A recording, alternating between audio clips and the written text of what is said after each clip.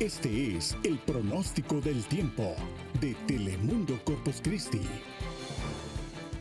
Bueno, pues estamos ya llegando a la recta final, ya mero es viernes, así que vamos a ver las condiciones actuales: 69 en Corpus Christi, 70 para Heronville y Kingsville, con bastante solecito. Estamos notando una temperatura mucho más agradable este día debido a ese sistema frontal que llegó a nuestra región en horas de la mañana.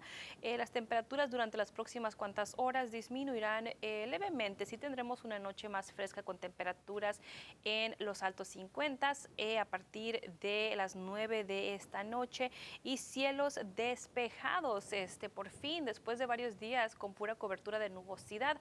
Ahora las temperaturas mínimas para mañana se mantendrán mayormente en el rango de los bajos 40, 41 para varias de nuestras comunidades como lo son Corpus Christi, Robstown, Kingsville, Orange Grove, Beeville, con una temperatura, sin embargo, sí van a tener una temperatura mínima bastante fría, 39 grados, por Aransas con una temperatura mínima de 48 grados, y las temperaturas máximas se van a mantener en el rango de los bajos a mediados 60.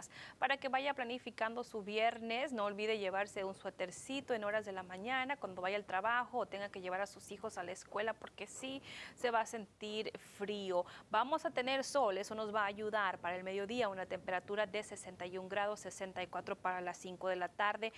Viento, pero no tanto viento como lo que hemos estado experimentando este día, con esas ráfagas de hasta 30 millas por hora. En su pronóstico extendido de 7 días se mantiene el solecito para lo que es el viernes y el sábado. Regresa la cobertura de nubosidad el domingo y lunes de la semana entrante.